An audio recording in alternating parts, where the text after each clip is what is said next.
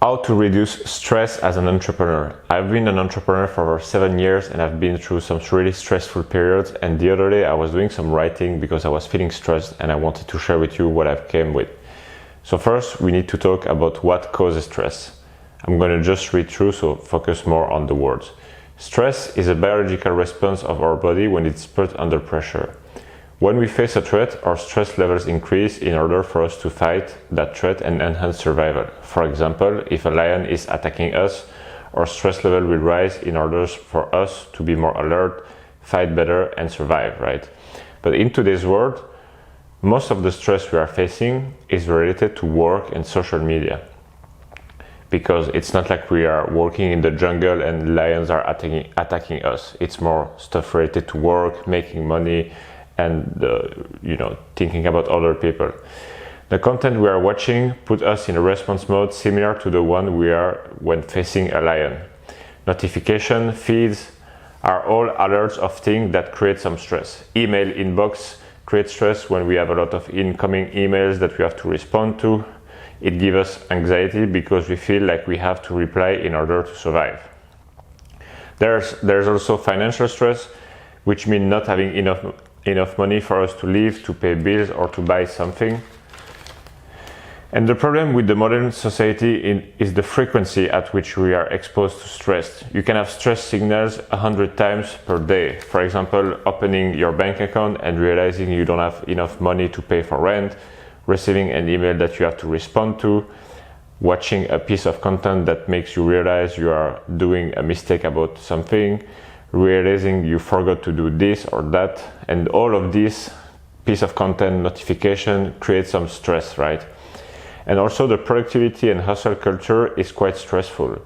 Being in a mindset that pushes you to achieve a lot creates stress and pressure because it is a constant reminder that you should be doing something productive, and so it puts you in a response mode all the time. Also, having deadlines or be tied up to do something as soon as possible is quite stressful because it implies that if you don't do it by this specific deadline, something bad will happen, which is a threat, right? It's not the output quantity that determines the amount of stress you are feeling, but the actions themselves and why you are doing them. For example, I like to do some painting as a hobby, and when I'm painting, I don't feel any stress because I don't need to be productive. There will be no negative consequence if I don't perform well, and the positive consequences will be minor anyway. On the contrary, if I am doing a lot of emails for work or for my business, I feel stressed because I need to perform. If I don't, there will be some negative consequences. So as you can see, the difference is between the consequences. It's not about the action in itself, but it's the consequences. For example, if I'm sending an email to a friend, I don't feel any stress. Or if I'm sending an email with pictures of my holiday to my grandparents, I don't feel any stress. But if it's an important email where there's like a negative consequence, if I don't respond to it or if I respond in a wrong way, that can cause stress. So stress can be caused by 4 different things. First, the fear of failure. Second, the fear of rejection. Third, the fear of running out of time. And fourth, the fear of running out of money. So they are basically all fears. Stress is caused by fears. The fear of all of these are kind of related to the fear of dying, like we talked about with the lion, right? First, the fear of failure. This is when there is a risk that you might not achieve the task and that will have negative repercussion. For example, launching a new business, you might take some risk, you might invest some money into a new business, and if it doesn't work, there will be negative consequences. The fear of rejection is when there is a risk that you might be rejected by someone else, by another party. And this would have negative consequences or will not have the positive consequences that you were expecting. That's fear of failure. For example, if you're trying to cold call to sell your services to businesses, or outreach to someone, or submitting an offer on a house that you want to buy, or negotiating with another party, and let's say you call a business and you try to sell your services, even if there's no negative consequences if they say no, there are no positive consequences that you were expecting. Let's say you call them and they say no, we're not interested. The negative consequences is minor because at the end of the day they just forget about you and you will forget about them, but you don't also get the positive that you were expecting.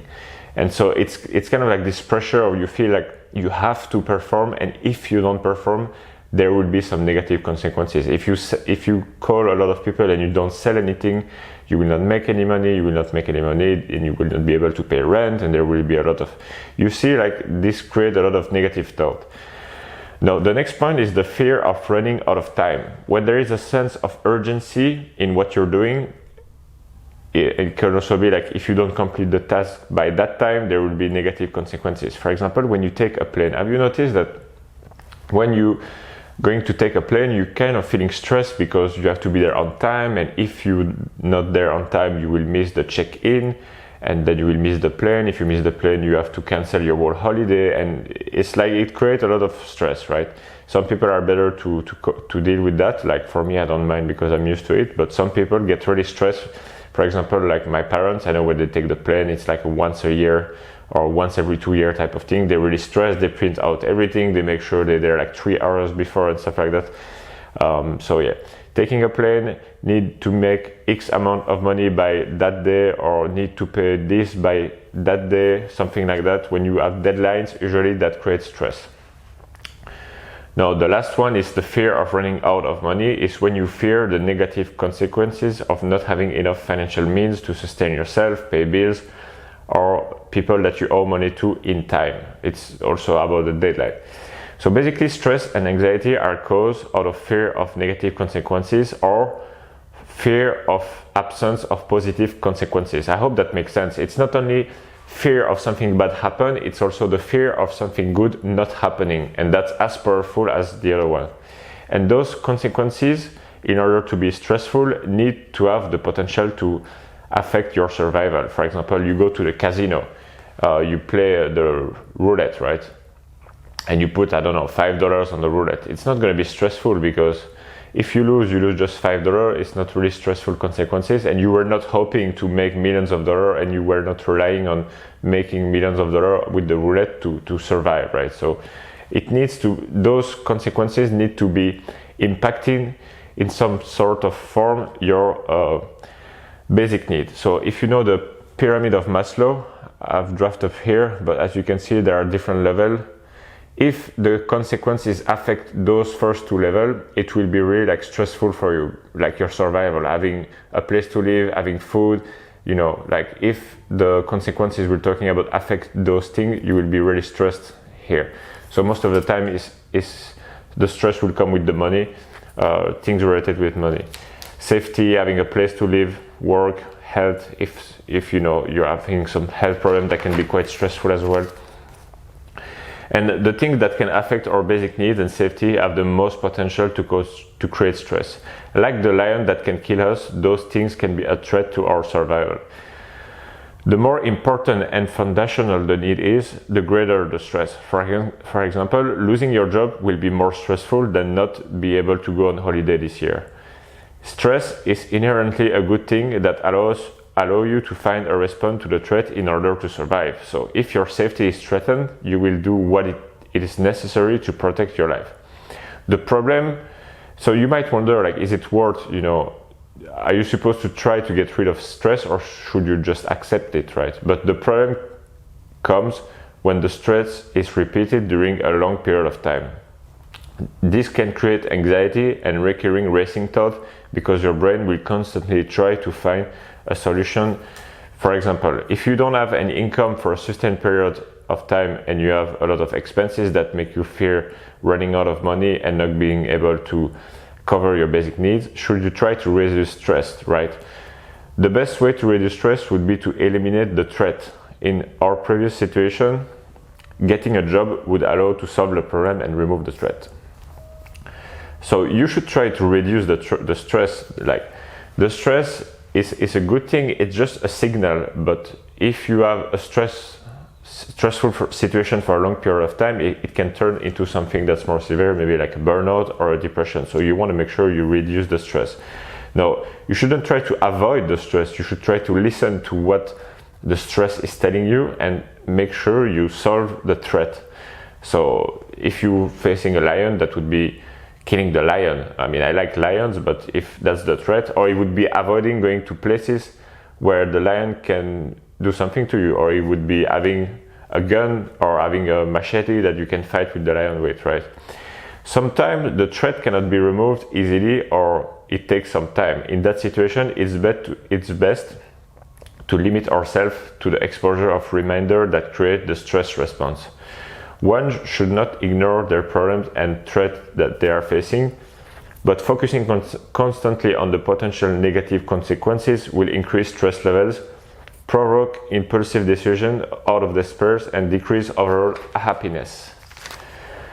Now, we're going to talk about different types of stress.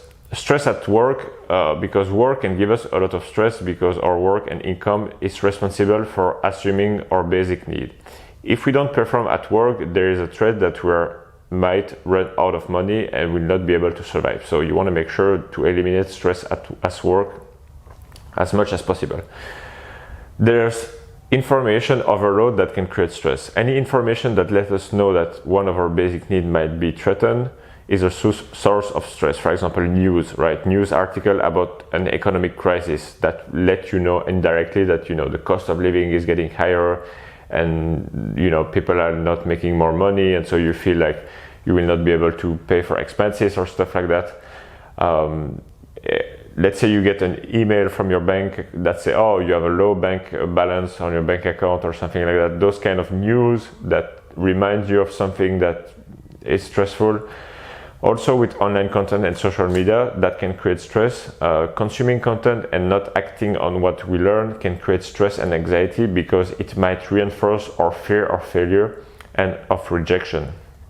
For example, let's say we are watching someone else making $1 million with some business. It can remind us that we have some financial problem that we're not able to solve, for example. Now, you might wonder how to have a stressful, free life. You need to have the ability to not be impacted by threats and not having deadlines or a sense of urgency. In this video, we're talking about entrepreneurs. So as an entrepreneur, you have the ability to control your day-to-day life and how you run things. You have the ability to make decisions and to change how you perform and how you act upon things. In terms of money, you need to have an emergency fund that allow you to cover for your basic need for at least 1 year. And that will reduce the fear of failure, that will reduce your fear overall.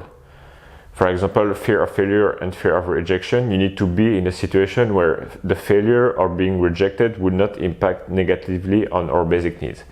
So to come back to our example about cold calling.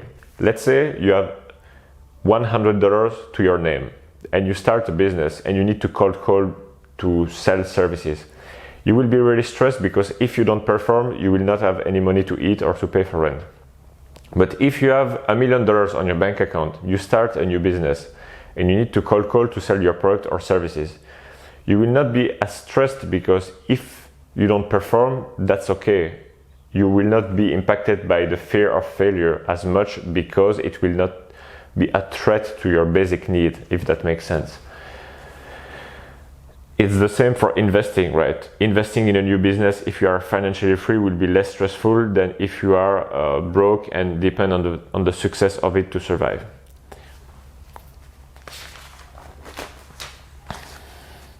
Once you have your basic needs covered, you should try to reduce stressful situations as much as possible.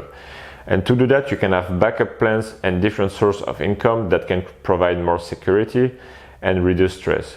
Not relying on one business or one customer, one platform, one source of traffic. This can tremendously reduce stress because let's say you have business that rely on YouTube and for some reason after a few years your YouTube channel is banned and then you lose all of your traffic, you lose all of your customer, and yeah, that's a stressful situation. You want to make sure you have backup plan and diversify your source of income. Also, you need to remove deadline and have a long-term approach. If what you are doing needs to be done fast or something bad will happen, it becomes stressful. For example, if you have to launch this offer or make this product or sell this thing by this day, or something bad will happen, then it becomes stressful. On the other hand, if there's no sense of urgency, we tend to put off things and procrastinate. So you need to find a balance between like no deadlines and no urgency, and also not procrastinating. Now, how to succeed in business without stress? You need to minimize the chances of failure and rejection, and you need to minimize the impact of failure and rejection. For example, to come back to our example, you need to minimize the chance of failure and rejection. How to do that? Well, first you can start by taking a training that will improve your closing rate, your selling rate, right? You can try to become better at it, and so eventually you will have less failure. Also, you can make sure you qualify your lead before you do some more research, before calling them. This will increase your chance of success. Now, you need to minimize the impact of failure and rejection, and that's, for example, having other strategy. Let's say you start this new business, you could do like emails, you could do phone calls, you can do content. If your call doesn't work, you still have the other one, so the impact of failure with cold call will be reduced. Now you can also create processes and automating tasks that can be done without you. For example, you don't have to send email manually, you can automate emails, for example. You need also, and that's an important one, not to correlate your lifestyle with your income, and you need to save most of your income. Because if you I've done this mistake before a countless amount of time. The more you earn, the more you tend to spend, and if you're not aware of it, you will feel like you're spending the same, but it will increase eventually. So make sure that you keep your expenses steady, even if your business is growing. And also, less is more. Having less businesses, having less projects, having less responsibilities, having less stuff that you own, less things, those are things that you can lose, right? If you have like 10 houses and cars in 3 different countries and stuff that you have to take care of, like it would be stressful, to be honest, that if you just have a backpack. Like I've moved to like 4 different countries over the last few years. Every time I go there with a suitcase, I buy a few furnitures there sometime, or sometime I rent like furnished place, but the thing that I own like can fit in a big suitcase, and that's about it. So there's nothing much that I can lose. There's no a lot of houses, property tax that I have to worry about and stuff like that. So reducing the things that you own, making your life simpler can reduce stress. And for a business to succeed, you have to be able to take action consistently for a long period of time. And if you are stressed and have a sense of urgency, you will most probably not be able to sustain these actions because the result will not happen fast. What I mean by that is, let's say you have $100 to your name and you want to start a new business. It will not work because, I mean, it can work, but like it's not the best scenario, because you will want to make money fast and you will make decisions that make you have some fast cash. But in the long run, that's not the best decision for your business. You should take long-term decisions.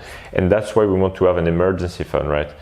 Now, if you have a short-term thinking and we need to make money, we will take turns towards opportunities that don't have a big potential for long term.